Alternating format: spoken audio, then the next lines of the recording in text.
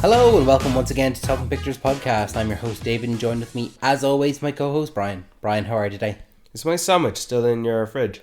It might be. When did you put it in there? Last night. Well, I'd hope so. Do you want me to get up and check right now? Nah. Check in an hour and a half or so. Yeah. We're here to talk about, so it's the second part in our little series here now. We talked about Man of Steel last week, and now we're going to do a full retrospective on the rest of the DCEU. The extended family, the Mickey, Joe and Paddy cousins to Man of Steel, Superman. Mm-hmm. Yeah. So, what's interesting about Man of Steel, it always started out as a singular movie. No intent to be anything more than just Man of Steel. Not necessarily, no. You don't think so? No, of course there's always thoughts and potential and ideas generating to extend an IP into a franchise. Everyone wants to franchise everything. Get The Rock and Paul Walter Hauser into a franchise, build your universe.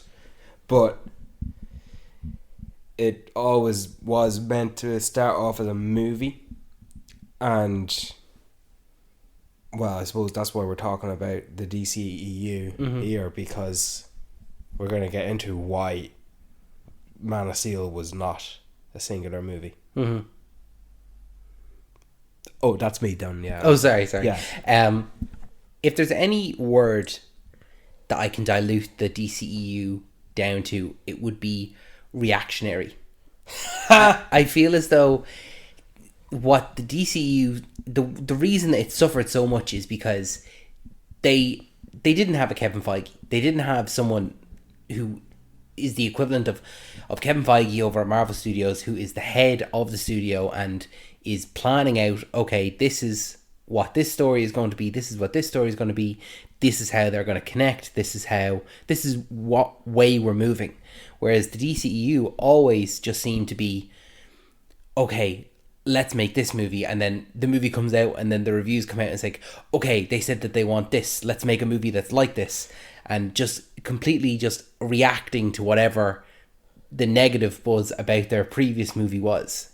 Just it has to be this, it has to be this. No, they didn't like that. Quick, change to this, just fully reacting on a whim. Yeah, when we had Aquaman come out and everyone praised it for whatever success it had, and with the scene of the trench and, James Wan did that horror scene because he's known for the horror in the trench. Quick, change everything and go develop a movie, The Trench.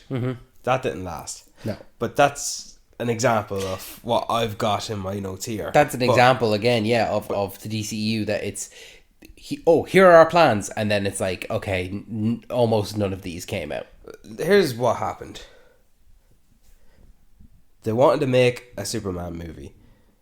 However accurate or not it was, Christopher Nolan recommended Zack Snyder to do a Superman movie. And this is after the Avengers. And Warner Brothers wanted to play catch up on that MCU buzz. They want a bit of that banter. So they fast-tracked and accelerated Zack Snyder to build the universe, the core movies. Let him do the continuing movies, which was Batman v Superman, Dawn of Justice, and then his Justice League trilogy. And while they would have him motoring on in that, the core movies, the main franchise, the Avengers timeline, the Avengers level, yeah, they would also build around companion movies, like the solo standalone movies or the semi team up movies. That's what they had. Now, you say they didn't have a Kevin Feige. No, they had executives. They had men in suits looking to recreate the superhero buzz and capitalize on what Marvel has done successfully. And what they had was Kevin Tsuchihara, who was the CEO of DC, Warner Brothers.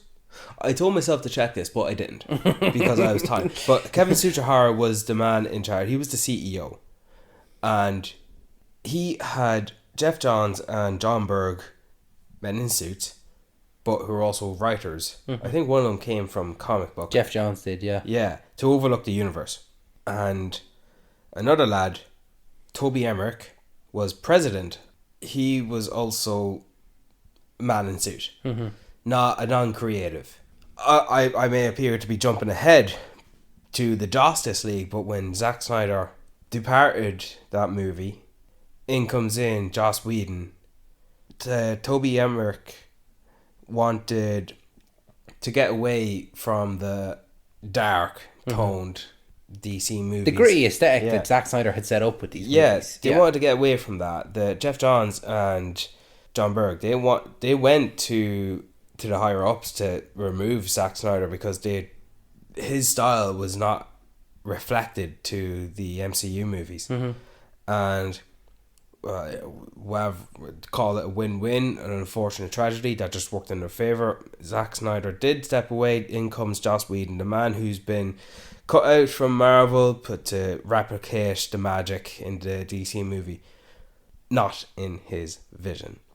In comes Joss Whedon, now putting ease to the men in suits of the Snyder. Like they're done away with Snyder. They wanna sort of shift the tone, because Zack Snyder shot some footage, and the original trailers were dark in tone, dark visuals. But the final movie, they're all saturated, even with the incorporation of reshoots, increased shit humor, and more sexually derogatory shots of the female characters, particularly Wonder Woman. And he also had to keep it under 2 hours, Joss Whedon did. And because of the reshoots that Joss Whedon wanted to do, which was not in line of Zack Snyder's vision, the reshoots summed up to 25 million. Wow. Including CGI removal of Henry Cavill's mustache, because they brought him back. Yeah. Because he was filming Mission Impossible Fallout. And so essentially that was not delayed for the sake and ease of the movie and Joss Whedon, who had a difficult task. He had a difficult task, not easy. It's not easy to come in and essentially kind of remake a made movie. Yeah. It wasn't fully made. It wasn't fully shot either. But to continue it and finish it.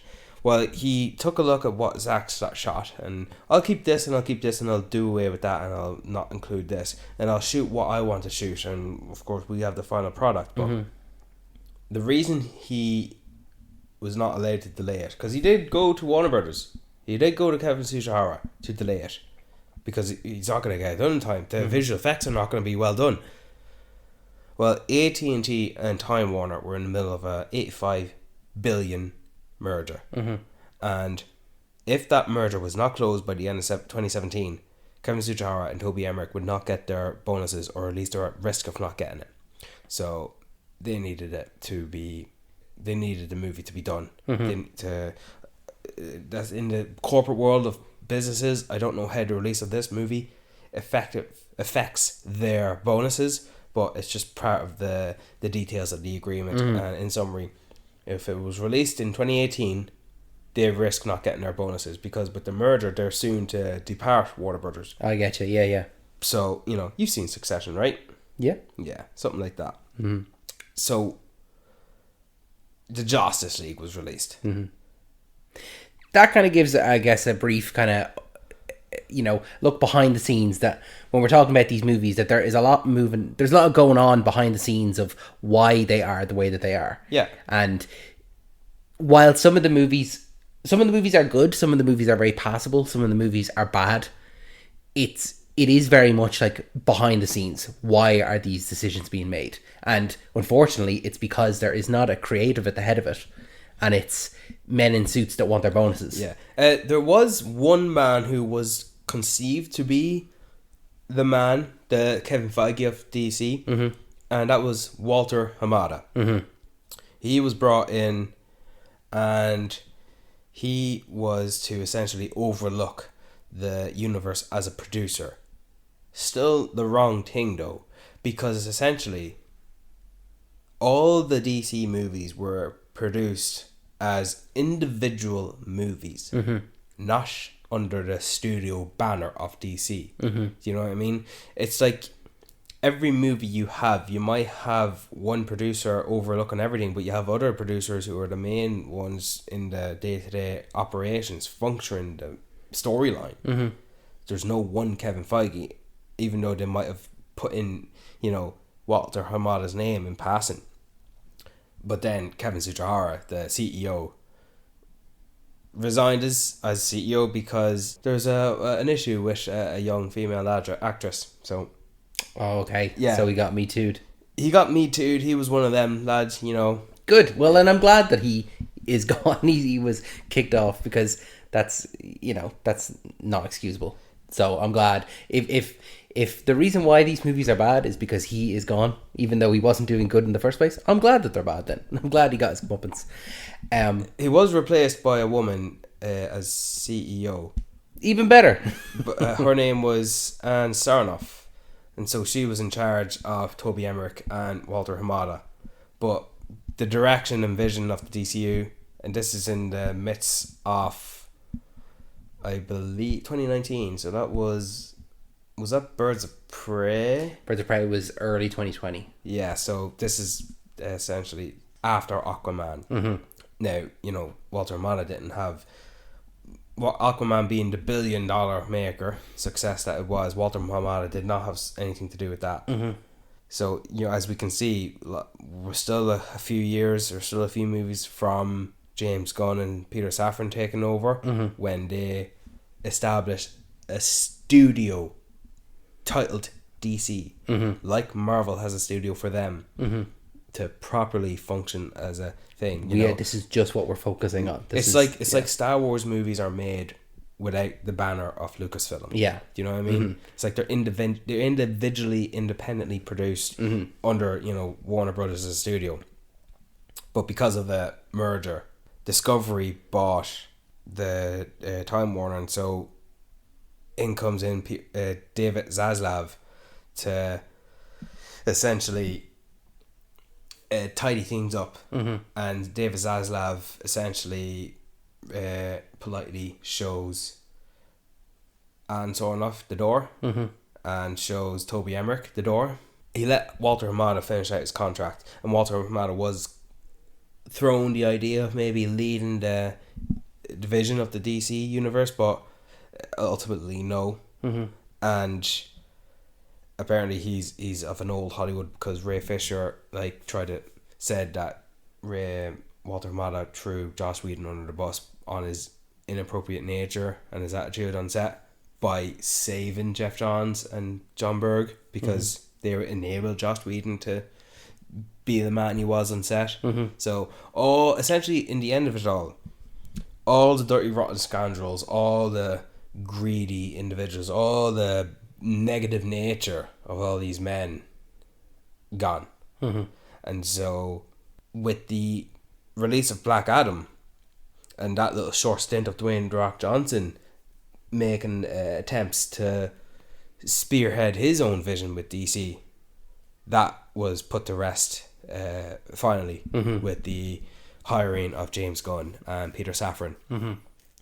Because Peter Safran's now going to be producing these movies under DC from a business perspective, James Gunn a creative perspective, essentially a half and half of Kevin Feige, which honestly shows how effective Kevin Feige is. How is he not stretched too thin beyond already? Like, come on. Mm-hmm.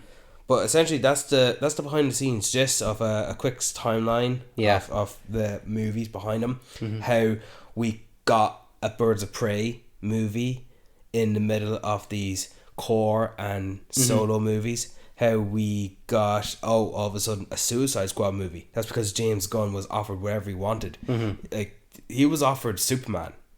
He chose Suicide Squad. He Patty Jenkins had Wonder Woman, so that was her thing, and they let her do the second one because of the success of the first one, but that did not last too long. And in terms of reactionary attitudes, projects that were in development that never made it to production, we mentioned The Trench, but there was a Black Canary from Birds of Prey. That was a solo movie for in development. Jared Leto Joker, an idea. A Jared Leto Joker and a Margaret Robbie Harley Quinn a movie of them, and then also a Harley Quinn standalone movie, a Deadshot idea, a Deathstroke idea, a Gotham City Sirens where they would introduce Poison Ivy. Ava DuVernay was going to do an Old Gods, but that actually properly got shelved and cancelled. J.J. Abrams was going to do a Superman. I don't know if he still is. I think he was going to do an alternate universe one with Michael B. Jordan, wasn't it? I thought Michael B. Jordan was also doing his own one. Oh, right, okay. Yeah. And then there was also a potential Man of Steel sequel, which an idea was pitched by Christopher McQuarrie. Oh, wow. Interesting. Yeah, okay. But Warner Brothers had no interest in Superman at the time. That's why for a while we had a lack of Superman, and they were trying to, let's try and throw Supergirl in there. And then with the the whole idea of the Flash so-called rebooting and resetting the timeline, they would have it be Supergirl, Batgirl, and Michael Keaton's Batman to fill the shoes of Henry Cavill and Ben Affleck. But that just wasn't the case at all. So, well, I'm glad you did your research anyway in terms of informing people on the background of all this. But you want to talk about some actual movies? The movies that we did get, not the ones that we almost got? Not really. But because, a lot of them were lackluster, mediocre, passive. Well, I spent the last 3 weeks... We can talk about the Suicide Squad. No. I spent the last 3 weeks watching all of these films. I'm going to talk about them, okay? I'm here to talk about individually every single one. I'll contribute. You'll contribute.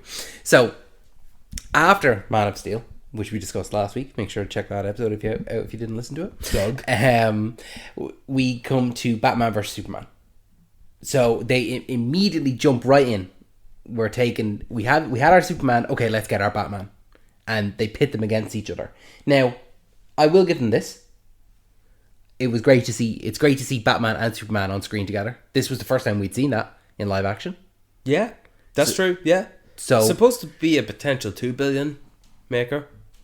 2 billion. Yeah, that's 2 billion. Yeah. Wow, that's that's high hopes. But at least $1.5 billion. No. Yes. Yeah, it definitely looking to get it over. Batman v Superman. It's arguably the top 2 superhero characters in superhero comics, including Marvel or DC. Doesn't matter. Superman. You think superhero? You think Superman or Batman? Yeah, that's it. Yeah. You don't think. You at least would not have thought of Iron Man or Thor or Captain America, but even still, in the core identity, Batman, Superman. Want to know how much it made? Dude, tell me. 667 million, and the critic score was 65%. It also came out in the same summer as Captain America: Civil War, so it had the kind of Iron Man versus Cap. They had two not similar movies, but kind of superhero versus superhero. Yeah. Time at the time. I watched it again, obviously, like I said, over the last 2 weeks. I'm watching all these. Here are some main takeaways. Now, the version I watched, okay, this is probably not the version most people watch, and I'll get on to this later. Yeah. I watched the Ultimate Edition, which was about half an hour longer. It's kind of the director's cut from Zack Snyder, and it's a much better film. And here is why. It gives this version of Batman vs Superman, it gives more context to the Superman plot. So most of the actual film itself is dedicated to Batman. However, this Ultimate Edition, it gives more context to the Superman plot and why Superman is being brought before Congress and why it is that the world kind of has it out for Superman. Yeah. It also gives Clark Kent, the character, not Superman, Clark Kent, the character, gives him and Lois more to do, and it actually shows off a lot of their investigative skills as journalists. So with Clark, it has a lot more scenes of him talking to victims of the Batman, or right, people that were kind of caught up in the crossfire of it all, and like people that were they were the victims of the criminals that Batman stopped, and how they are just as scared of Batman as they were the criminals that were assaulting them. How long is this cut? It's an extra half an hour, I'm pretty sure. Oh.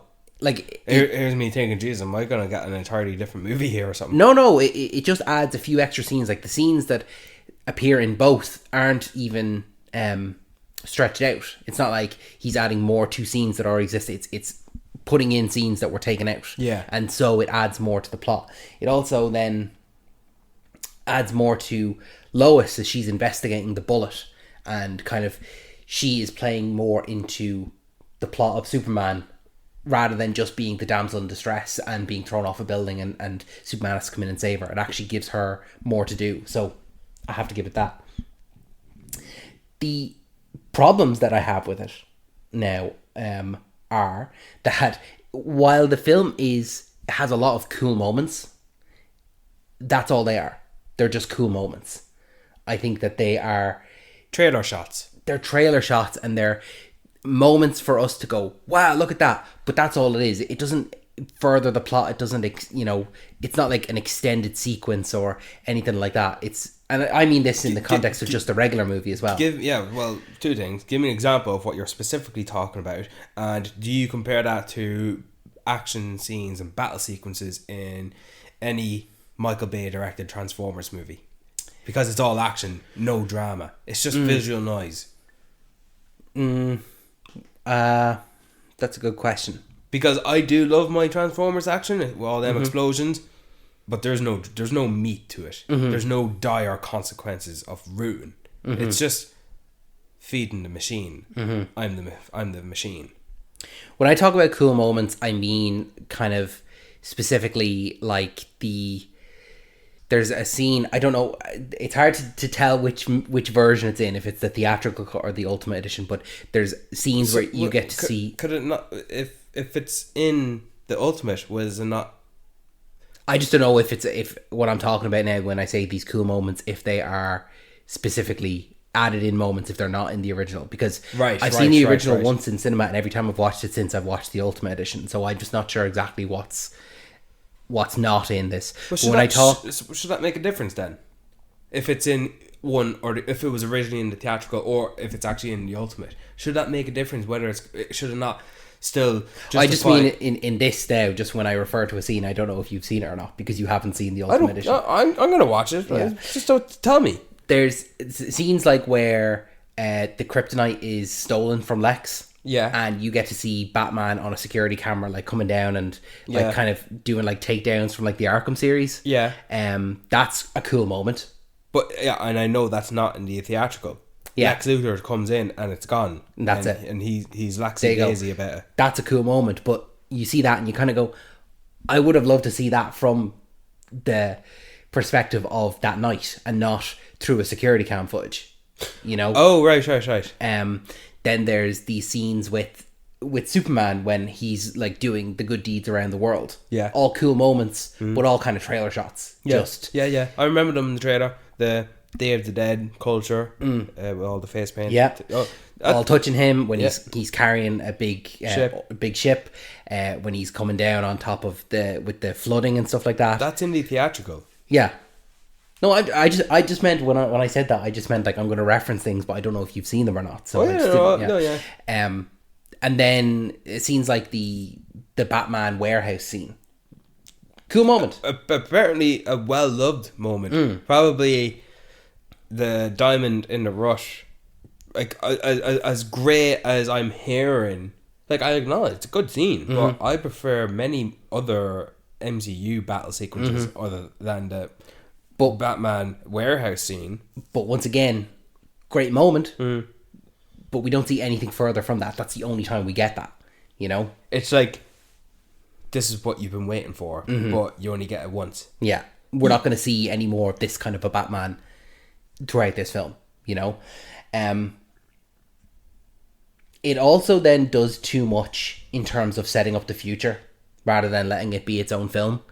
Like, I refer back to the men in suits. Yeah. Like, you know, you given that context as well.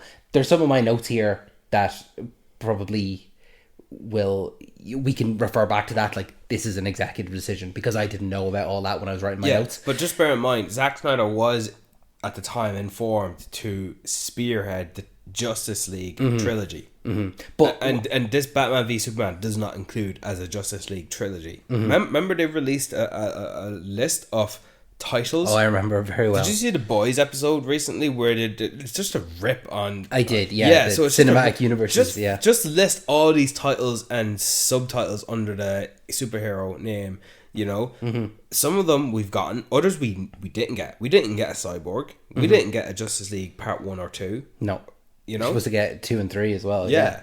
And then with those... that it tries to set up too much for the future. We get, an introduction to Wonder Woman, which I think is fine. The introduction to Wonder Woman and seeing her character be a very much side character, like Black Panther in Civil War. Yeah, and then slowly become a main character then towards the end of the film. However, then we get the infamous security cam footage of Flash, Cyborg, and Aquaman. Do you know what the biggest takeaway for that was?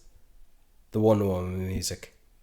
Yeah, the Wonder Woman music throughout this whole DCEU becomes a bit of a joke. When it starts out, it is a good theme song. It is like a it's good call to action, but it's used so frequently every time you see her, and it becomes a joke. It becomes a meme. It's like when you hear the score of a character, the theme music piece of a character, and you love it so much you want to hear it. So like as much as that, but you actually don't. You might think over in your head because you like it so much. But here you're actually spoiled with it. Yeah, it's too much. You're spoiled rotten with it. It's every time you see her. That's like an example of getting something you often think about when you shouldn't have. Because you do get it quite often. Like when they released the Wonder Woman trailer, and throughout the whole trailer, nothing. But then at the end, when it comes up with the logo and it says Wonder Woman, and then cue the music, great. And then, big smile on your face. But it is used excessively in some moments, especially when it's like she's blown down, she gets back up, slow motion, even like later on when the Flash or Shazam, when she makes her cameo appearances, and it's literally like, oh, something got, and then you kind of like, is it Wonder Woman? And then it's and you're like, oh yeah, I guess it's Wonder Woman. Like she just became like the cameo of the DCEU eventually. Yeah, eventually in Shazam and the Flash. Yeah, and essentially that. And my final note then, just for Batman v Superman, because there are a lot of films here we need to get through. So it's our podcast. We have time. It's not a good Batman film, and it's not a good Superman film, but it's not a bad film. I think that it gets a lot of hate when it shouldn't. I think that the Ultimate Edition actually makes it a much more enjoyable experience. And I actually think it's a good film. I remember you saying that the theatrical is a good Batman... scratch the good. A Batman film featuring Superman. And the Ultimate is a balance of a Batman and Superman film. Yeah, absolutely. Yeah. Because it seems that most of the scenes that were cut were in relation to Superman and Lois. It's funny how... critics can say what they want. They're critics, their job. But with the fans, how they bitch and moan and whinge and complain and cry about what they didn't like about this movie. But then they pull a Star Wars reaction and start to want everything that Zack Snyder was doing a few years later in restore the Snyder it's a revisionist history. Absolutely. Yeah. Oh yeah, it's like, I didn't actually think Ben Affleck was all that bad when he was casted, and he fit the Batman he was trying to play. He fit that Batman. Ben Affleck is a good actor. I actually think I remember someone in person say, "Why did they cast Ben Affleck? That's going to be awful." And while I think the biggest issue I had is I just knew him too much as Ben Affleck. So it was hard to see him as Bruce Wayne. Yeah, but I done away with that easily. And I thought it was just a bit difficult to justify that this is Batman after recently finishing Christian Bale's Batman. Because I'm trying to justify that it's not the same version of Batman, but... is it? Because this is the first time in my recent memory I recall the same character being played by two different actors, therefore two different versions. Like onto essentially, I suppose the next one is Joaquin Phoenix playing Joker after Jared Leto's Joker. Do you know what I mean? And then by extension, Heath Ledger's Joker. Yeah. You know what I mean? Yeah. I thought that Christian Bale in 2012, The Dark Knight Rises to then Ben Affleck playing Batman, which was announced in 2014, but we saw it in 2016, was it? 2016, Yeah. You know, I thought that was quite close, but I liked it. Mm-hmm. And he was obviously a Batman who can fight ghouls and ghosts and demons and monsters. Mm-hmm. Very different. Yeah. Ungrounded, essentially. Moving on then, so our next entry into the DCEU was Suicide Squad. Are we doing all of them? Oh yeah. Oh, I have okay. notes for all of these. That's why I wanted to hurry it up a little bit, because... No, man, take your time. So, main problems. Suicide Squad, notoriously known as a very bad DC movie. However, little flash fact here now, throwing this in here, won an Oscar. The only DC movie to win an Oscar. The MCU hasn't won an Oscar yet, has it? No, but... It's been nominated. Few bits nominated, but DC has won an Oscar for this. I think that's the best part about this movie, is that you can say Oscar-winning Suicide Squad. So, in Oscar-winning Suicide Squad, these are some of my notes. Severe over-sexualization of Harley Quinn. Yeah, man! No. Hey, and her dependence on the Joker, which is resolved and it's rectified in later films, but here she just has no agency. She's literally just kind of following along and following the plan of the Suicide Squad and then the plan of the Joker. There's no agency about her. There's no wants that she has. Yeah, right where we want our women. No, terrible. Hate it. And like I said, it is rectified later and she becomes a much stronger character, but it's really, really tough to see that over-sexualized version of her, where it's literally like, there's a scene where she's getting dressed and she is literally just putting on a top and she's in like her bra and pants, and every character around her is stopped watching her. I have to tell myself that David Ayer didn't implement that. That has to be coming from the... I like David Ayer as a director. Mm-hmm. I don't like all his movies, but I do like him, and this is definitely not the version he wanted. Mm-hmm. Just remember when that first trailer came out. You know, I started a joke, but then the joke was on me. You know, real dark, dour, existential type of movie. Mm-hmm. But then the final trailers are, you know, Bohemian Rhapsody. Yeah. And the final movie is just... I think it's famously said, I don't know how accurate this is, that a marketing studio that makes trailers edited the movie. Yeah, I believe it, because my next note is here that there's an over-reliance on music, where there's multiple needle drops at the start of the film when introducing characters. It's like we're introduced to 6 or 7 characters and every single one of them has a different needle drop. It's just like, that for me is a band-aid over a bad film. Oh, well, if we just put in music that people recognize, it becomes a good scene. It's a good film then. I'm guilty of falling for that. Yeah. I like music.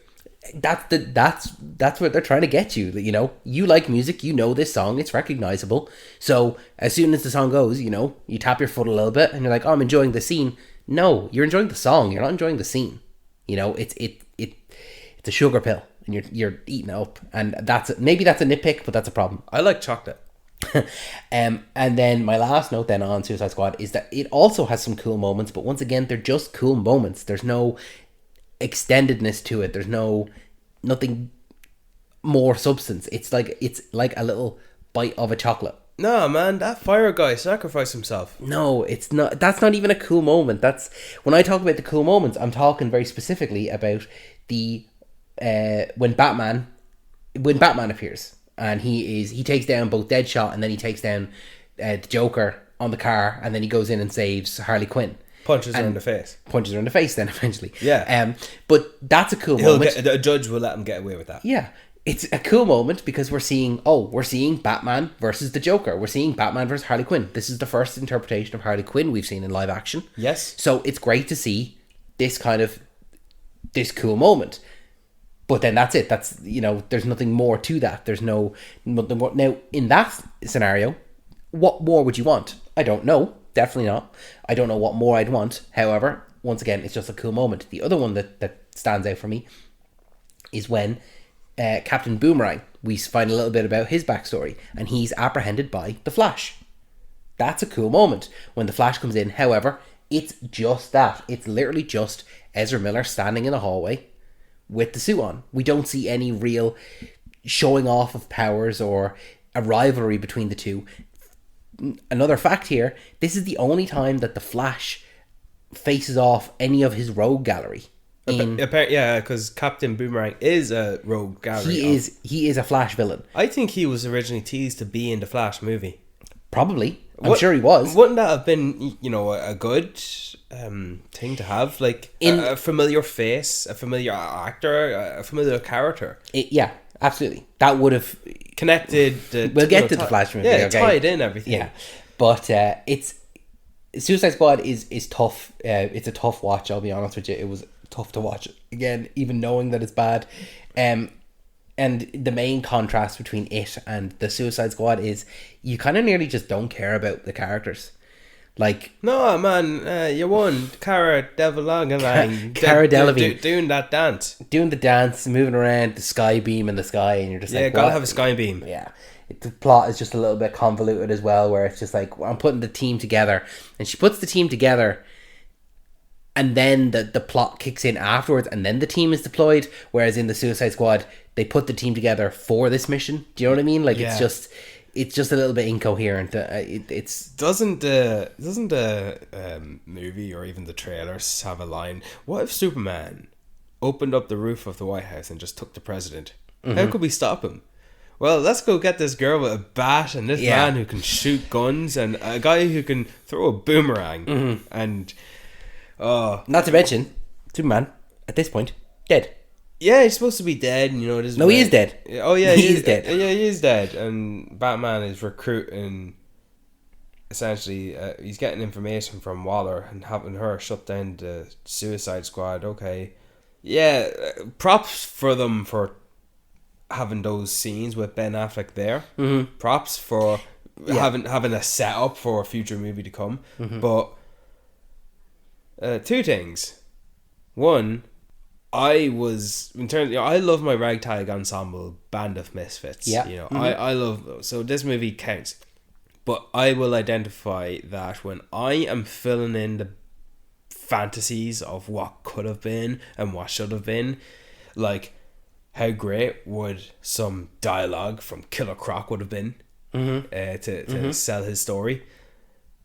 It just would have been nice. How great would have to elevate scenes of Waller shooting down her staff so there's no witnesses. Like, that was probably the good moral existential action put into this movie. Mm-hmm. Like, she just killed her entire staff, murdered people, and Rick Flagg's there to witness it. Mm-hmm. Because I think what a great thing is that Amanda Waller is just as bad as the members of the squad, but for different reasons. Yeah, but she's the one in charge. She's paid to do it. Yeah, she's paid to do it. It's as if there's a better version of this movie. We'll get to it. Don't worry. Literally so. The next film in the DCEU was Wonder Woman. Now I have to say, Wonder Woman is a good movie. It's serviceable. It's a strong swing within the DCEU. I have to give it that. What I really liked about it is it goes a little bit off of where Man of Steel and Batman vs Superman and Suicide Squad, they are very gritty.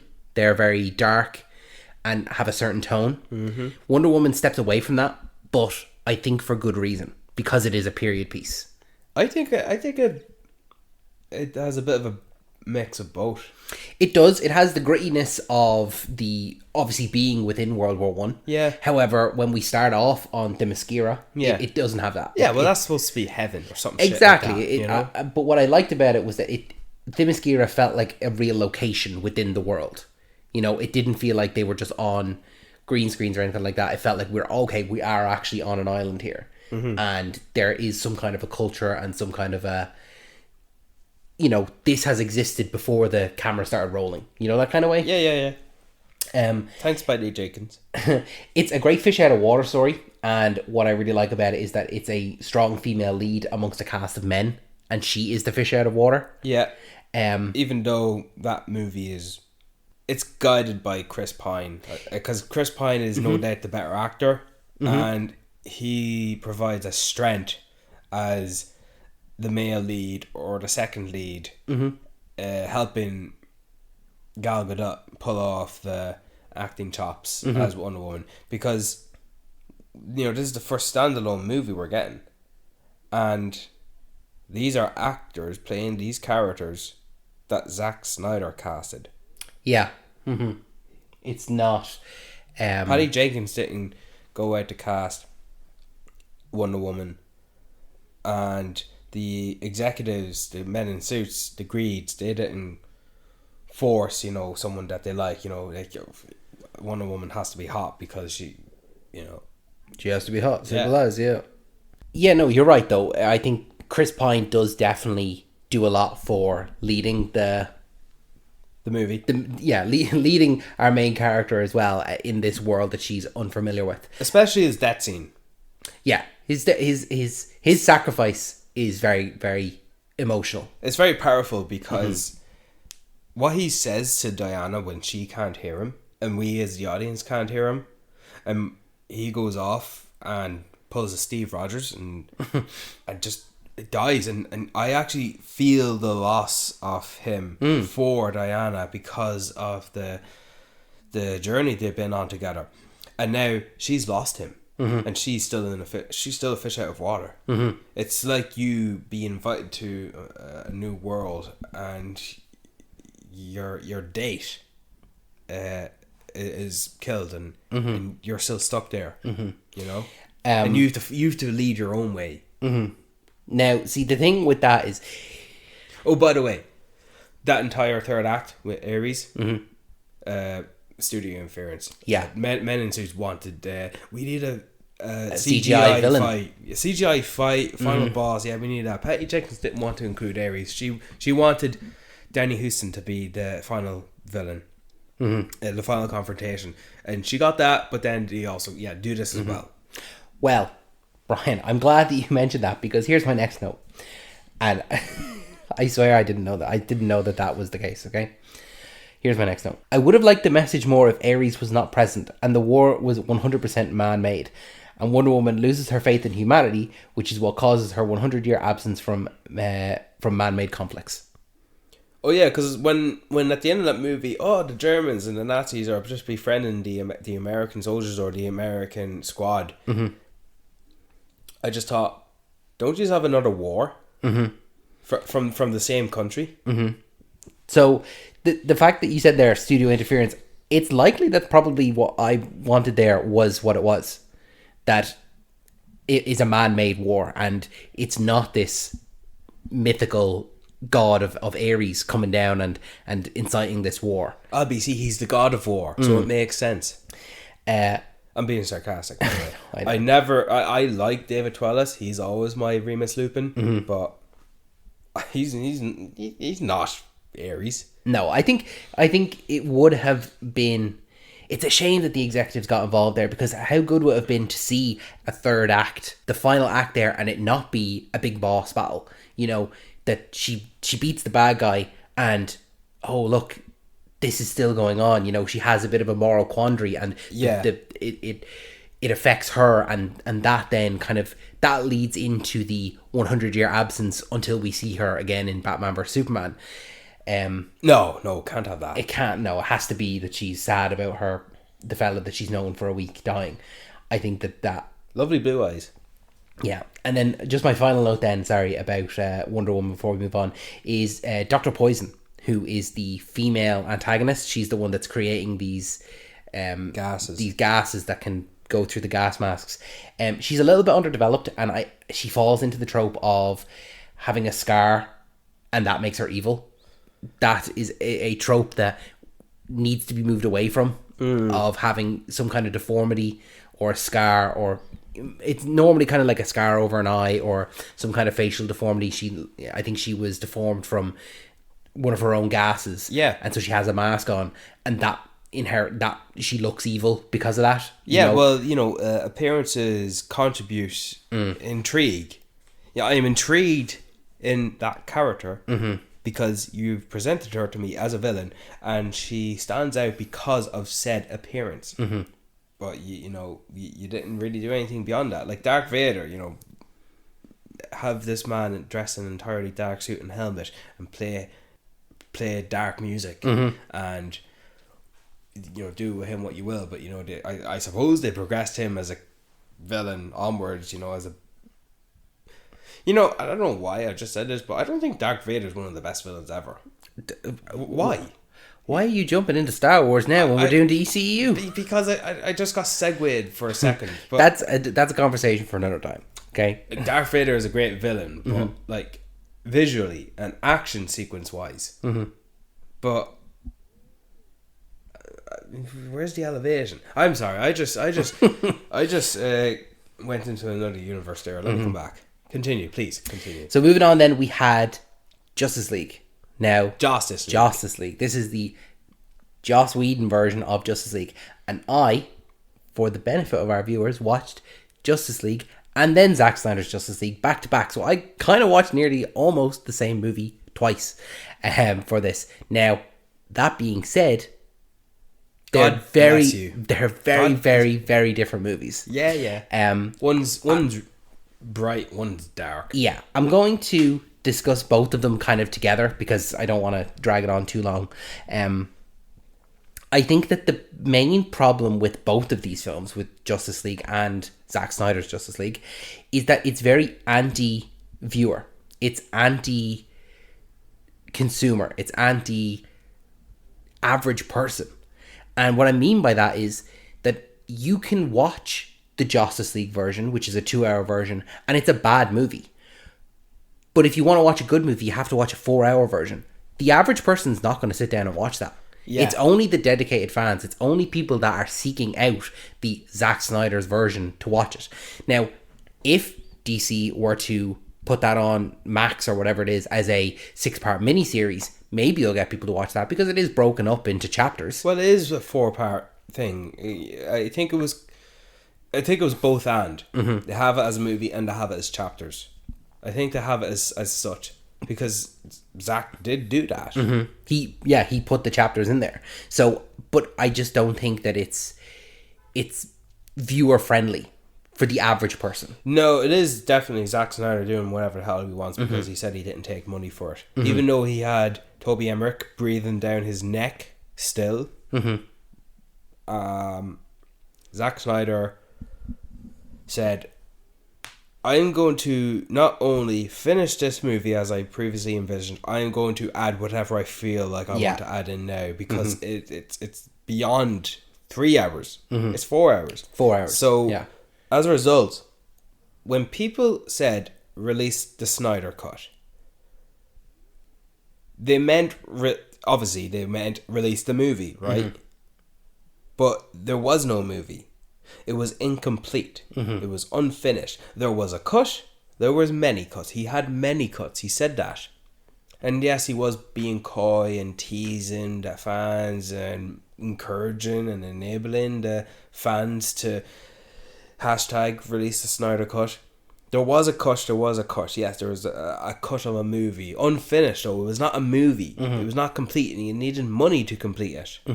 And there was always the idea, well, just release it without the finished CGI. Well, no. He got the money to fund it. Very bad decision, because not only did it not make money, it lost money. Warner Brothers did. I don't know who greenlit that, but whoever did definitely got fired. And Zack Snyder did add whatever he wanted. He wanted to add also Green Lantern in it in the end. He actually casted an actor from theatre. I forget the actor's name. I looked him up at one point, and he was told not to include it because old Warner Brothers was toying with the idea of a Green Lantern corpse, but that never came to fruition. So we had Martian Manhunter in there instead. I don't know if that's an after the fact when you watch Man of Steel, because that character is there. Yeah. You know, I liked how he was in Batman v Superman as well. It was like, oh, turns out you're just Martian Manhunter. You know, a cool idea. Yeah. Not elevated. There you go. Once again, cool moment. I was looking forward to Martian Manhunter in that movie, knowing he was there. But it's a cool moment, but you don't get much out of it. So the fans got what they wanted. Didn't say thank you, Warner Brothers. Now restore the Snyder Cut. Yeah. Fix it. I have to say, even though I do like the Zack Snyder's Justice League more than the Justice League, that whole movement is just it's the worst part about being a fan of this. It's the Star Wars fan of the DC. Yeah, That's what it is. It's yeah, just toxic fandom. when anything then comes out and it's like, this isn't what we want, go back to what this was. And it's like, but when that stuff was coming out, you didn't like it. It's once again, they're revisionist. Like, I can't stand up and say, yes, I'm a fan of this, because it comes with this embarrassing label of the people that are, sending death threats because we didn't get a Justice League 2 and 3. It's just too much. It's not what fandom is. People were loving the black suit in Zack Snyder's, right? Mm-hmm. But when Henry Cavill, and I'm not jumping ahead so much, but when he returns in Black Adam, no thank you, Dwayne The Rock Johnson, for bringing Henry Cavill back. They're bitching and whinging and crying that he had the red and blue suit, not the black suit. Mm-hmm. They're just bitches. That's why they're fans. That's just complaining. That's why they're not the ones making the films.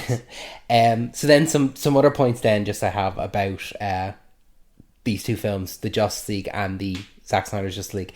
The Zack Snyder version, it gives a lot of the scenes much more time to breathe. Now, that is obviously going to come with the fact that this movie is twice as long as the Justice League version. Justice League it's just over 2 hours, 2 hours and 3 minutes, but it had the most to do in the shortest amount of time.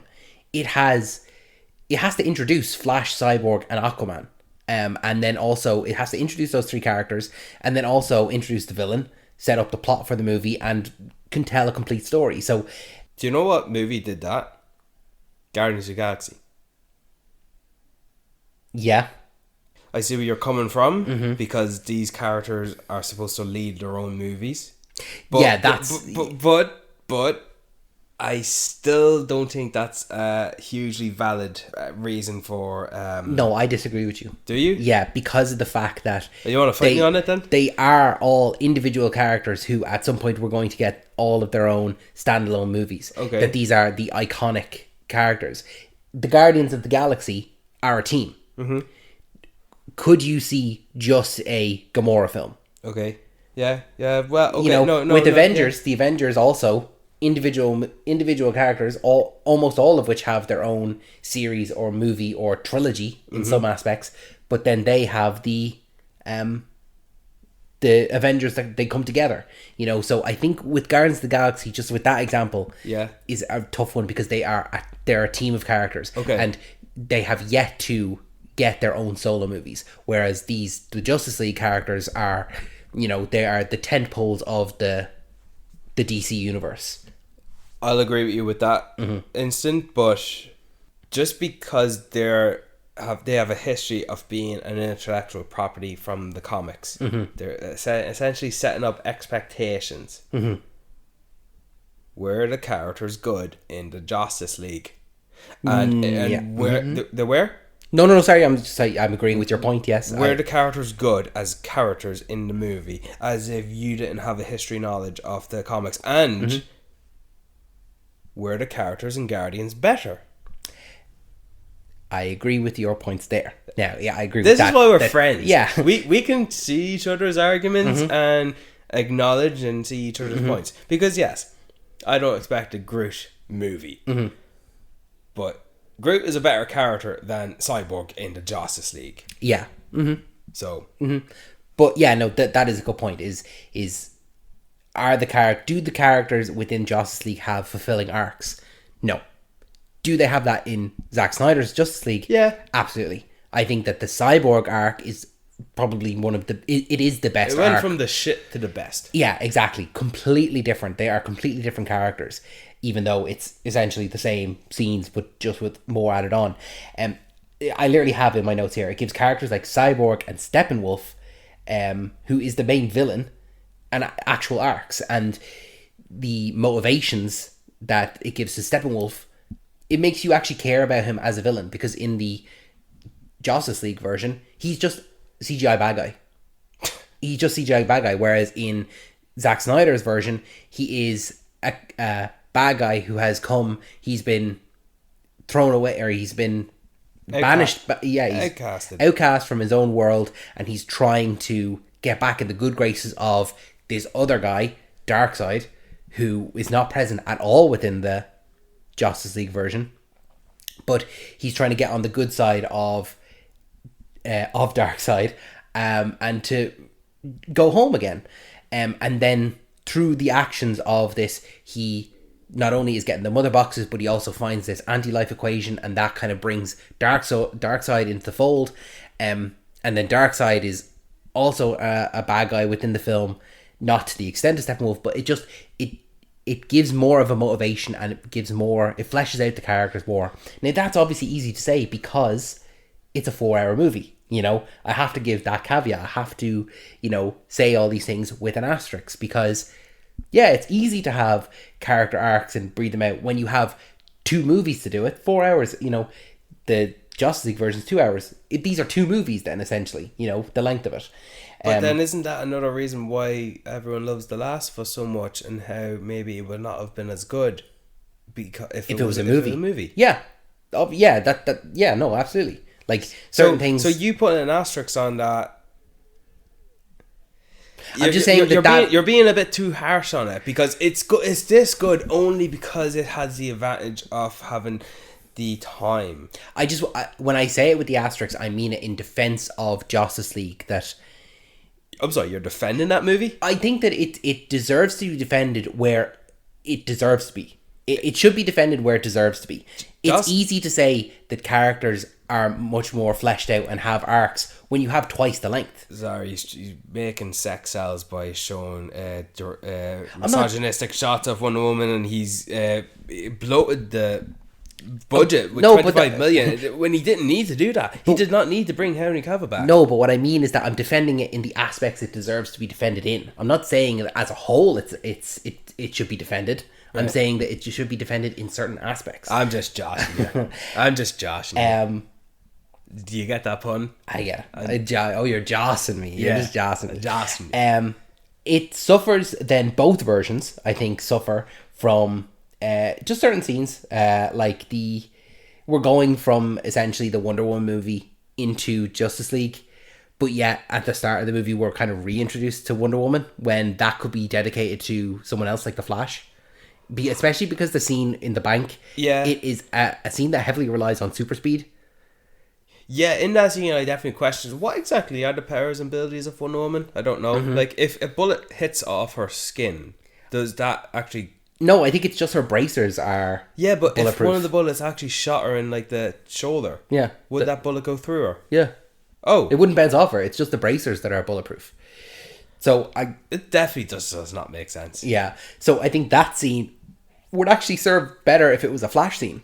Yeah. Because it gives the Flash that scene, the scene in the sewers, where he goes and he's kind of silhouetted by the lightning. Yeah. That scene, and then the Speed Force scene at the end. Those 3 scenes are good, character moments as opposed to the Wonder Woman movie, who's had her own solo film. Yeah, I don't need Michael McElhatton to play just generic bad guy who wants to blow himself up and everyone else in it. I'd rather that be someone from the Flash's Rogues Gallery. Yeah, but don't even need that scene. I just think it would be served better if that was a Flash scene. I think Michael McElhatton should have. He was underrated. He's a good actor. And then it suffers from too many endings. The Zack Snyder version. Really? It's too many endings. It has the nightmare sequence. It has the Martian Manhunter. It has Superman flying off. There's too many endings. I like the Joker return cameo. No, I like Jared Leto as the Joker. No, I like him. You're wrong. No, I'm not. I just think it's like, especially when it's a situation where that it's not going to continue. It's like, why put it in there? Like, yeah, because there's scenes earlier on in the film when Cyborg, is it Cyborg, when he sees flashes of what will happen if they bring Superman back to life. Yeah. He sees flashes, and I think that it would have maybe suited to be in there, but then you also see glimpses of Darkseid taking over and him putting his hand on Superman. Like, that's enough. I don't need this extended nightmare sequence where it's Batman and Joker like having this weird conversation. I don't really like that scene. Well, essentially, when we know we're not getting it, like, we know it's not going to progress the universe, when we know this is the dead end, just lavish in it. So I take it. I just take it. Just take it. May as well. We're not gonna get it. We're just. It's like, how do I put it? It's like How can I compare this in terms of consuming sugar? I get it. Don't worry. You don't need to have it. The next movie then in the list is Aquaman. Aquaman is a severe shift away from the seriousness of the previous movies. Yeah, even though I see how and why, I don't get how it made $1 billion. I think just it was just fun. I think that's what it was. And by the way, this is also Aquaman released after the Justice League, well before the Zack Snyder cut. I just put Justice League and Justice League. Oh no, I know that. Together. Oh no, just for the listeners. I know, but for the context of watching this Aquaman movie pre Snyder cut. Yeah, Snyder cut came out 2021. Was it before or after the Suicide Squad? Just before. Yeah, so I pushed Zack Snyder's Justice League forward in our discussion there, but like know that that's alright. Listeners get it. Yeah. So Aquaman, yeah. To be honest with you, it's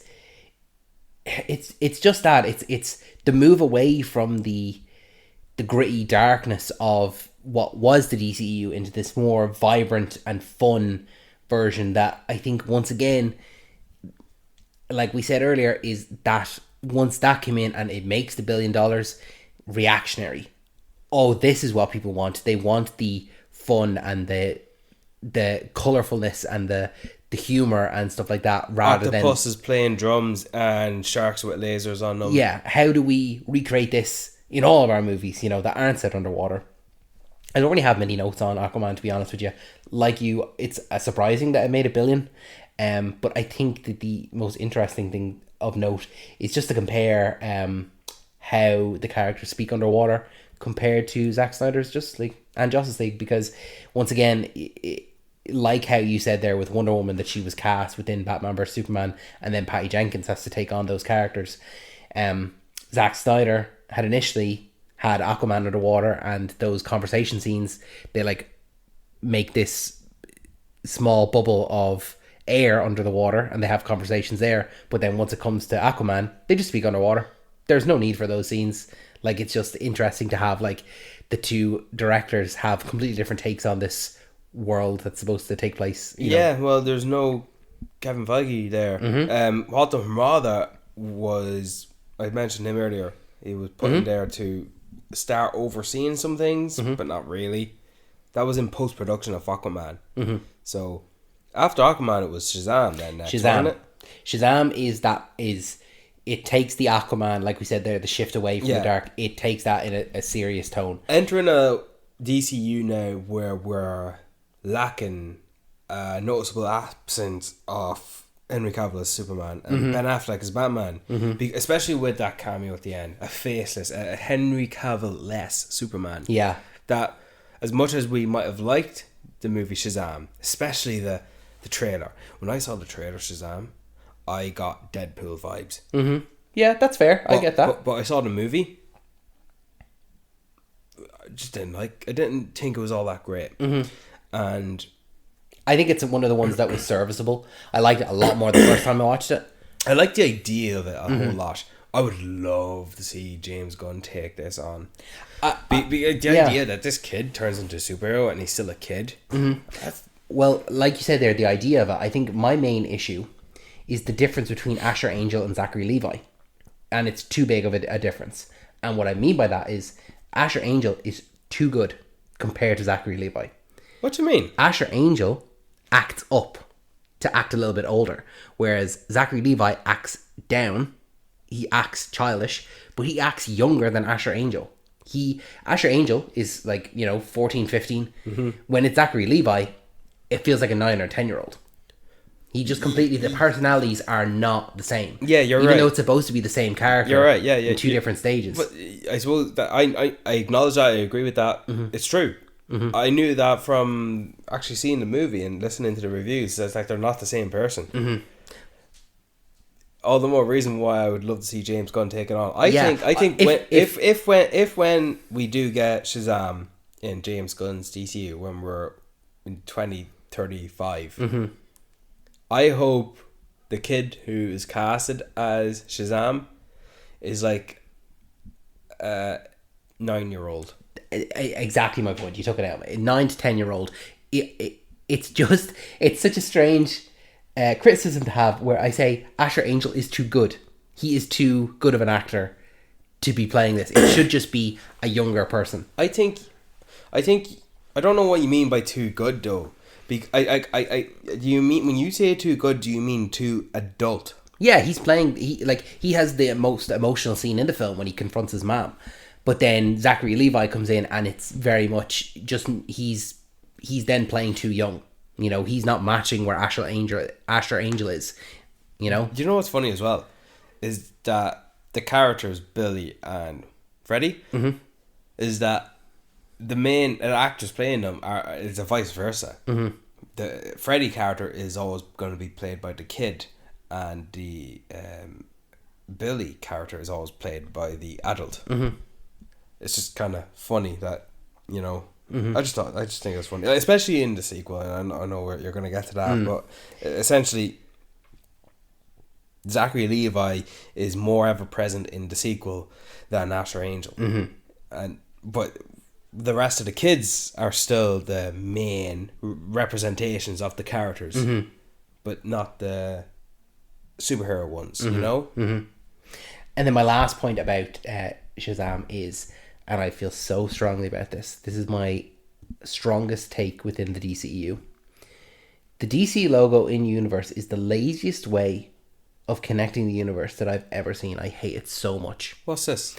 So when is this when DC comes up and you see Batman? Superman? No. Not this that? is when they're in universe and Shazam is walking through a toy store and you see Batman toys. But they are just the Batman toys that exist within our universe. And you can see like the DC logo on the toys. And it's like, oh, here's the Batmobile.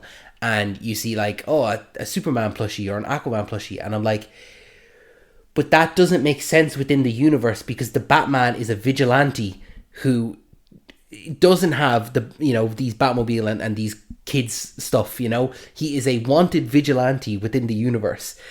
And then you have like plushies of Aquaman. It's like, okay, but you have an Aquaman here who is a blonde-haired, blue-eyed man. Jason Momoa is not that. You know, it's just the laziest way of connecting the universe. Like, oh, but we have all the, you know, DC stuff. Like, oh, you know, the superheroes have their own toys and stuff like that. It's like, but you just got what is the current toys that kids are actually playing with and put them in there. I just think it's so lazy. And it happens later on as well in Black Adam. I'll talk about it now because I'm talking about it. But in the main kids room, he's got posters of Superman and Wonder Woman and Aquaman and the Flash, but it's all like the comic versions of it. And it's like, but that doesn't make sense, because now you're showing suits that aren't existing within the world, or you're showing versions of the characters that don't exist. It's like, okay, these guys are based on, like I said there, the main one being Aquaman, like he is a blonde-haired, blue-eyed guy. That's not what Jason Momoa looks like. And there's a poster of Wonder Woman where she's against clouds, and it's like, I know that's a promotional image for the Wonder Woman movie.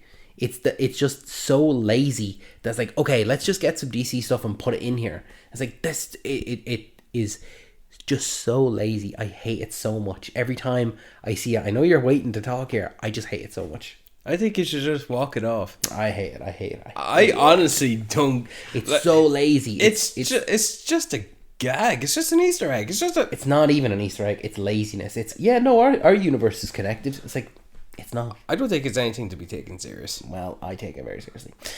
Birds of Prey was the next film. Was it? Eat Birds of Prey. After Shazam. Yeah, this is definitely an independent decision making. This has no way contributed to the universe. Like, as I said, there's no Kevin Feige. Walter Matthau is not doing this. This is just a series of independently made, greenlit, funded movies, just doing what they're doing. Like, this is just Margaret Robbie getting a chance to play Harley Quinn again, just doing their own movies. I like that you said that, because one of my notes here is that, and bear with me on this, I said I don't like the inclusion of characters that there are no plans for. And by that I mean I want to see them again, but we never do. Specifically, I'm talking about Huntress and Black Canary. That there's... Well, Black Canary was, but once again, reactionary. Oh, now we'll do it. There's no plan going forward. It's like when the MCU introduces a character, they're introduced within the movie itself. But it's like, okay, but where is this character going to be 5 years from now? What plans do we have with this character? Where are they going to appear next? What's the next movie? Here's an example I've always had in my head. I don't know why. Maybe it's because it happened in 2016. We had Civil War. In it, we had the introduction of Black Panther.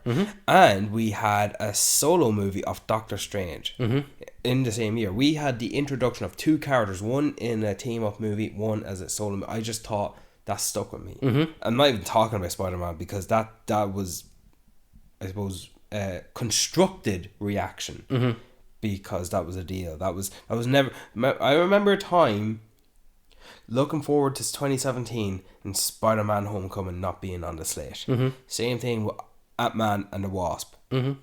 Looking towards 2018, not part of the calendar. So, constructive reaction. But yeah, even with that, like if I just take Ant-Man, like you said there at the end, and a solo Ant-Man movie, 2015, appears then in Captain America, Civil War 2016. The next film, 2018, and it's Ant-Man and the Wasp, and it's a carryover from where he was last placed within Civil War. So it's just, you're introduced to a character and you know that you are going to see them again. Whereas I just wish over in DC, they're just throwing stuff at the wall and seeing what sticks. Exactly. Harley Quinn, the Birds of Prey, it feels like... Fantabulous emancipation of one Harley Quinn. I would call it Birds of Prey. They definitely just call it Harley Quinn Birds of Prey or Birds of Prey Harley Quinn. It feels like the female Deadpool movie. In the same way that you felt that Shazam was going to feel like Deadpool. Just a trailer.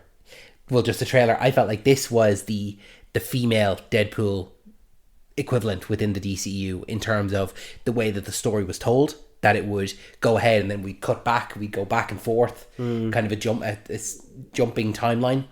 Did you like it? I did. It's once again, it's serviceable. It's one that I would go back to watch again. It's fine. But we're still in an era, 2020, where Harley Quinn would mention hunky Bruce Wayne guy, and I'm thinking, you've established that's supposed to be Ben Affleck, but I feel like these men in suits, these corporate greeds, producing these movies, they can say that all they want, but you're not making any plans to show them again. You're just referencing them. Yeah. And essentially making plans to replace them. My main gripe with it though is like that there's no plans for the characters going forward, and then as well as that, the villains Black Mask and Zaz are they're just weak. They should have committed. It was only halfway through the film when Black Mask says, he refers to the other character as Zaz. I'm like, that's supposed to be Zaz? Zaz is a very iconic Batman villain. And he's just not in this. He's just another guy. He's just another one of the goons. And so it's just weak. It's weak. And Ewan McGregor as Black Mask, could have been really good. He puts on the Black Mask at the end of the film. But... he's just not where he needs to be. It's not the depiction or expectation of what Black Mask is supposed to be. Isn't Black Mask supposed to be a noticeable rogue villain of Batman? Yeah. Isn't he a villain? He's not like a top tier villain, but he'd be a B tier villain. Where would he rank in terms of Deathstroke? Is Deathstroke much higher than him? I would put Deathstroke above him, yeah.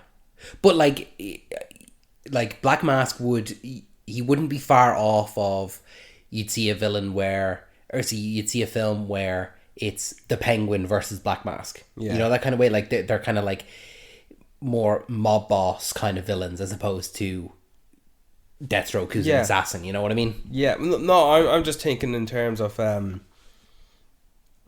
presence and expectations. Put it this way, the Riddler is a more prominent villain as a rogues gallery for Batman over Black Mask. But realistically, pre Paul Dano Riddler, who's the more villainous, threatening foe. Yeah. Do you know what I mean? Yeah, I get you, yeah. The next then in the lineup was Wonder Woman 84. So this was the first film released after COVID. I love this movie so much at the time. It's only because I was needing a fix for the cinema. Yeah. And Pedro Pascal. Yeah, I have very little notes on this because it's one of those ones that it just is. Like I wouldn't go back to watch it again if I wasn't doing this. My only notes are that it's too long for what it is. Like it's 2.5 hours, pretty long. Really? Yeah, it's pretty long. Steve Trevor returns and he is now the fish out of water. And that's just kind of fun to see how the dynamics shifted between the two, where she in the first film, Wonder Woman, was the fish out of water, not knowing the world, and now it's the complete opposite. She's Steve's guide through this 1984, and he doesn't recognize things. So it's just kind of good to see that. The best part about the film is the dynamic between the two, just the relationship. What did you make of the fact that he doesn't just reappear as himself? He actually reappears, taking over the physical body of a random where are they, Washington, New Yorker citizen, and he walks around to every other person as how this person appears, but in his mind he's Steve Trevor.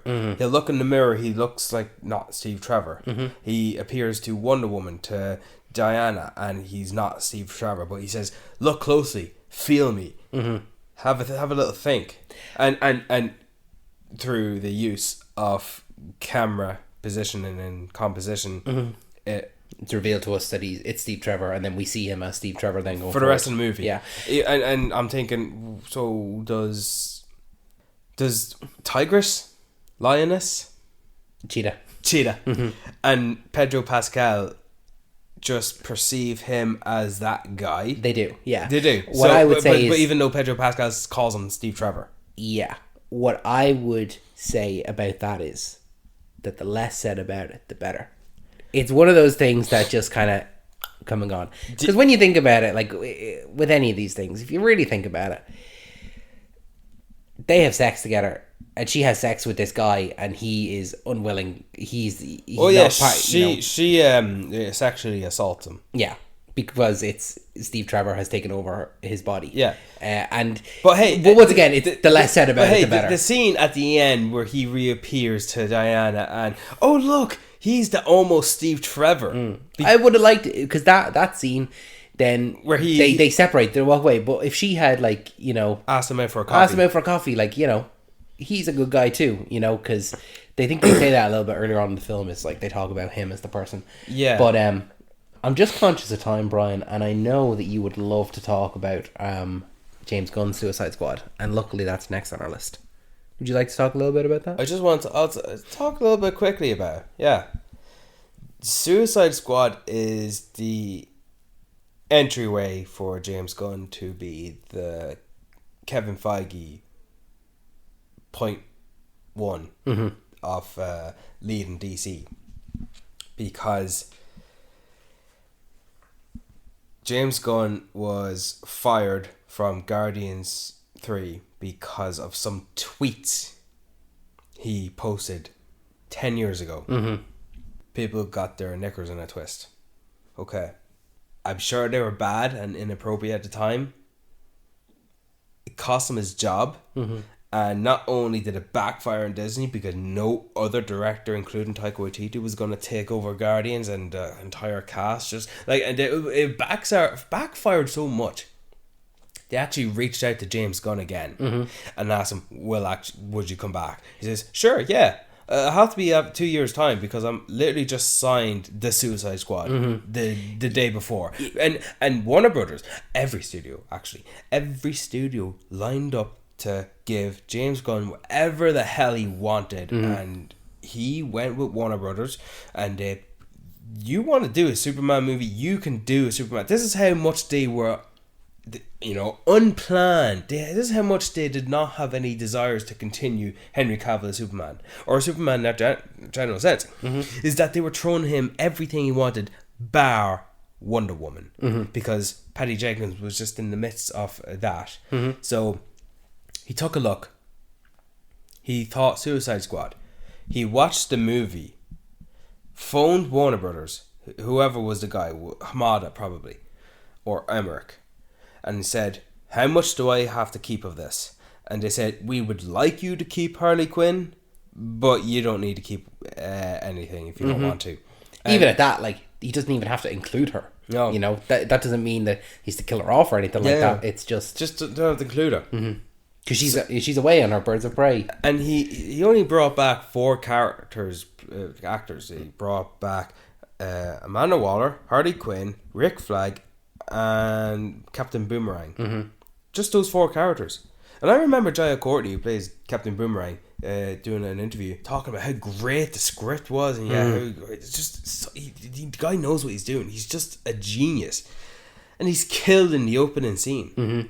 Like, I get why he killed him, but you know, I had an idea that he was going to be part of the squad, and I still love the movie for what it was. And anyone who's seen the Suicide Squad, it's great. It's my second favorite one after Man of Steel. Yeah, that's fair. I think that you wouldn't be long trying to find someone that had a similar opinion. It's very clearly DC back to form. Like, you put a competent director, and the executives aren't holding him on a leash. Just let him do what he wants to do. Yeah, but this movie didn't progress the universe. It didn't continue have to, the over. yeah. No, it's not that it didn't have it. It's a moneymaker, independently produced movie from Warner Bros. It doesn't. It's like Kevin Feige letting Steven Spielberg to do whatever movie he wanted in the MCU. That includes an Iron Man movie played by an entirely different actor. It's just reactionary. Yeah, that's it. That's all it is. My only notes, really, because there's not really too much else to say. Everyone knows how good Suicide Squad is. That Idris Elba was actually originally casted as Deadshot, but then they decided, let's actually make him Bloodsport. So, large cast, and most of them die. I'm just glad of that.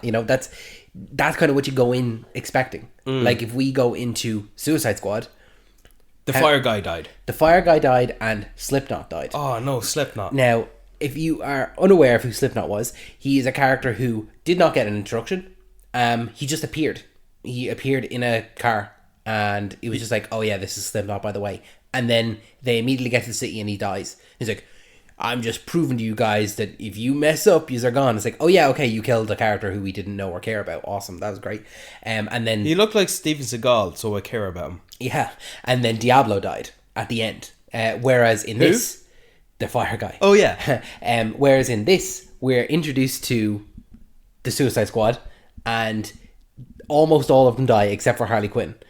And then after that, we are then introduced to the B Team, who are another group of Suicide Squad who are also on the same mission. And it's like, okay, these are the actual characters that we're following. And what I really liked about that is that even within that second group, the majority of those characters die. The only one who dies but then comes back at the end, didn't, a bit of a fake out, is Peacemaker. But you can still argue he had a death scene. And when he actually did get killed, so quote unquote killed, I don't know if that reveal that he was still alive was corrected because of how ideas would generate. Because when he appeared to have died, I guess the Peacemaker show, because it was confirmed, it was filmed and completed before the release of the Suicide Squad. So you thought it was a prequel? Yeah. So full of joy that it was revealed at the end that he was alive. This is James Gunn still progressing, just his thing here. This is just James Gunn doing his thing, and great. I love it. He killed Rick Flag, and that says a lot. Peacemaker, what a joke! That's fucking great, man. I love that. So, yeah, I just talk about it all day, but we can acknowledge it was an unplanned, reactionary piece of success that made no money.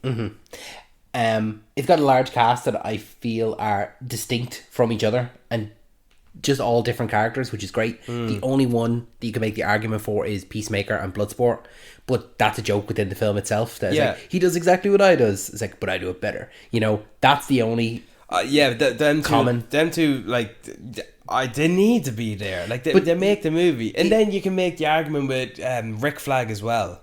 Yeah, but then I mean it in the sense that, like, yeah, these characters are good, but they make a joke about it, and it's not just simple like, oh yeah, they're the same. There's that whole scene where they're walking through the camp and they're having the kind of kill off. Yeah. You know, they're showing off their own moves, and they're distinctly different in the actors that are playing them and their own moral philosophies. Their and stuff costumes are different. That's enough for me.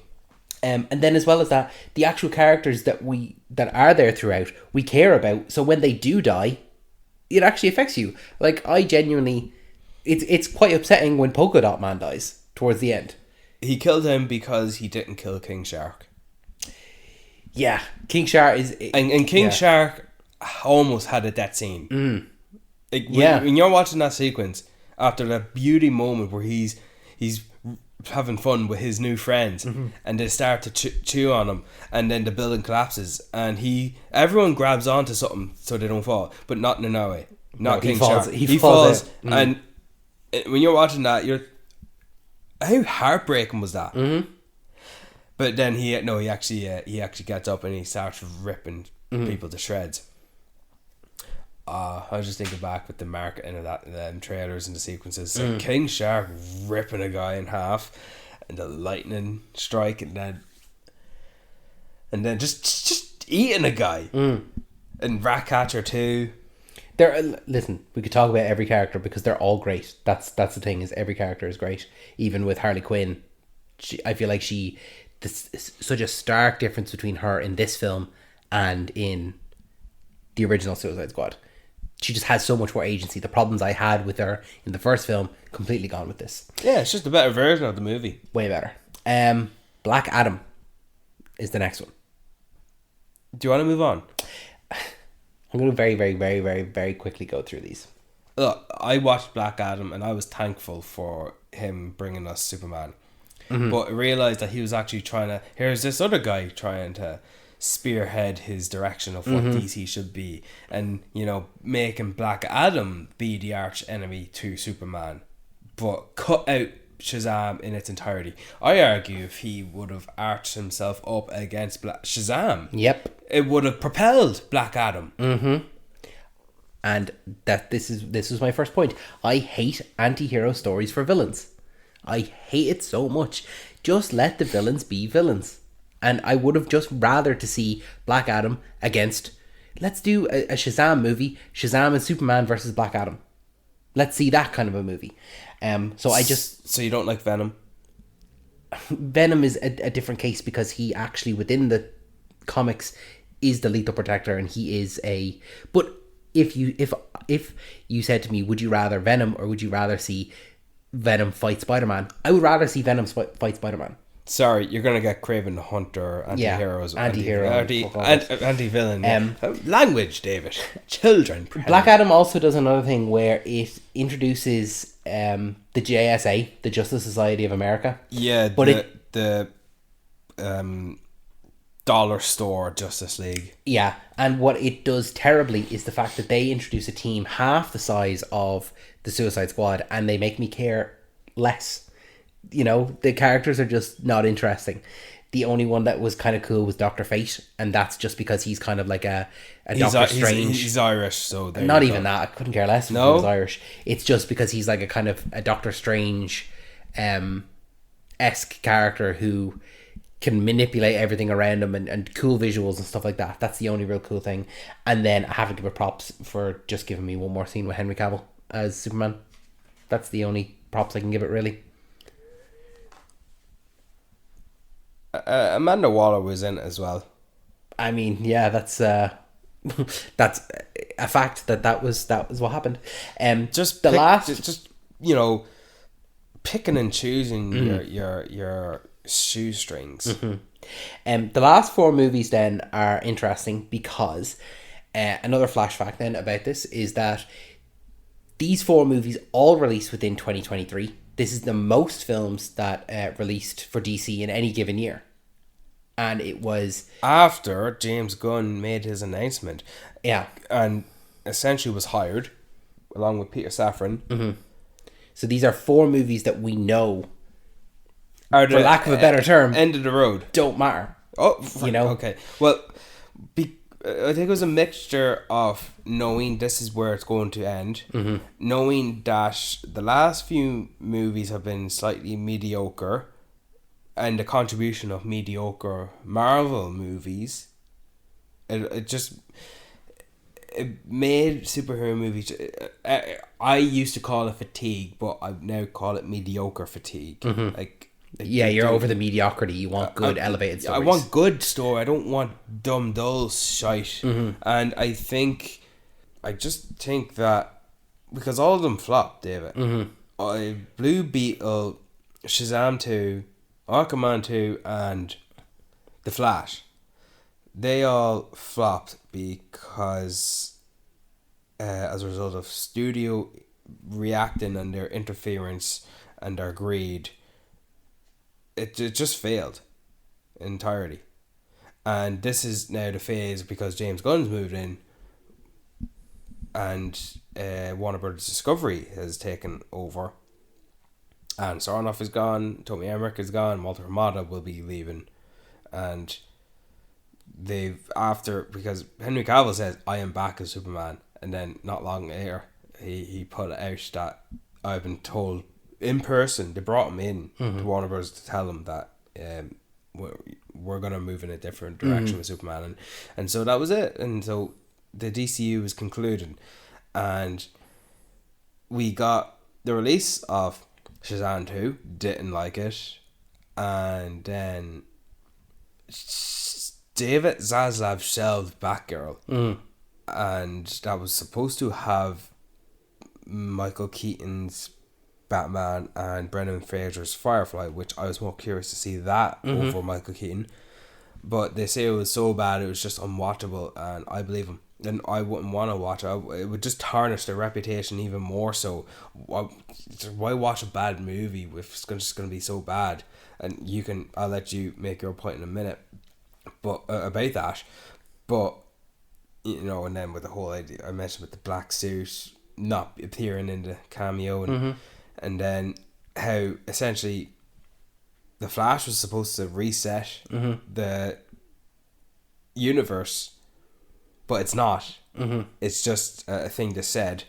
But even so, it was originally conceived to do that anyway, to remove Ben and Henry and just be a soft reset, go forward. Essentially, but it still just doesn't have that anyway. They even didn't know how to end it. Like that George Clooney ending was a couple of weeks before, yeah. A great ending, and as a result, the whole thing was just sort of damage control. And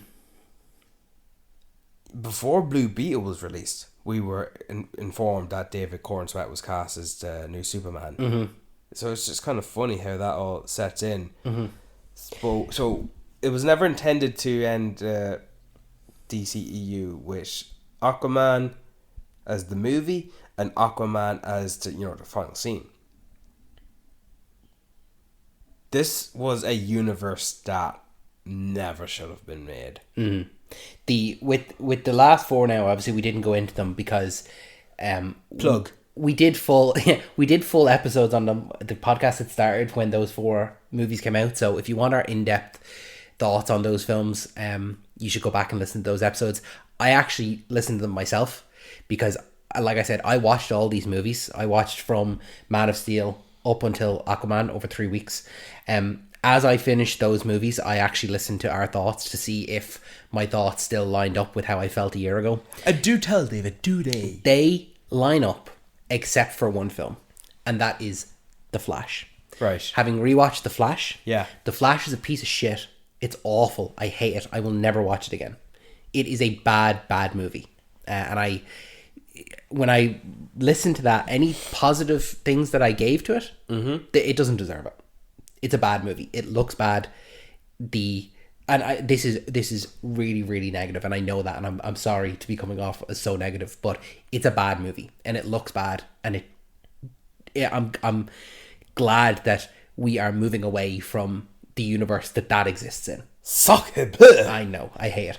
However, the other three films, my opinion hasn't changed on those other three films. I felt exactly the same way. So with that, we actually talk about, with Shazam! Fury of the Gods, we don't talk about it too much, but we talk about the future of DC. So I'd recommend listening to that. The upcoming slate with James Gunn and Peter Safran, as we mentioned there.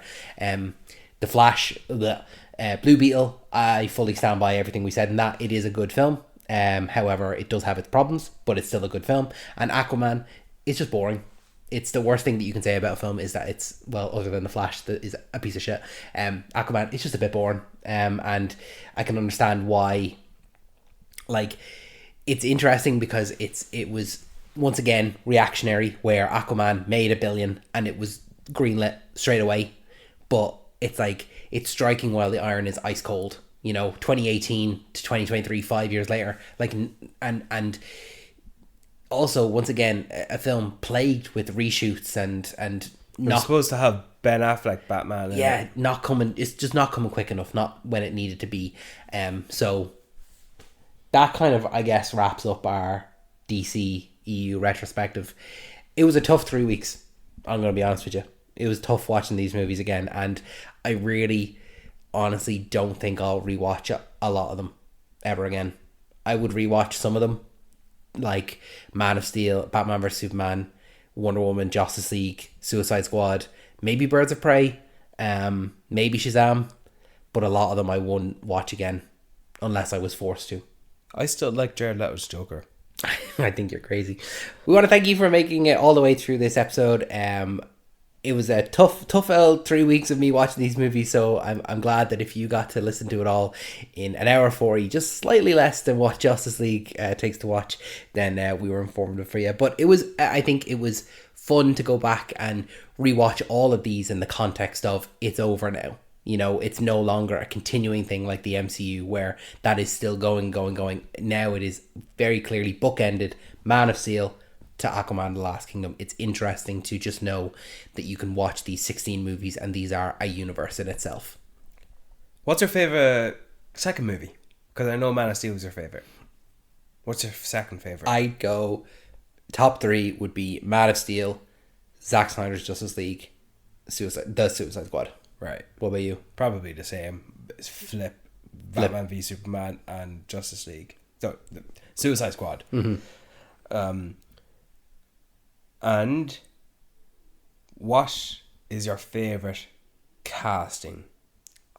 Oh, mine is probably Jason Momoa as Aquaman. Mm-hmm. It's not just a stark difference. Mm-hmm. It's also a contributing difference. Mm-hmm. It not only is it vastly different, it also makes it better.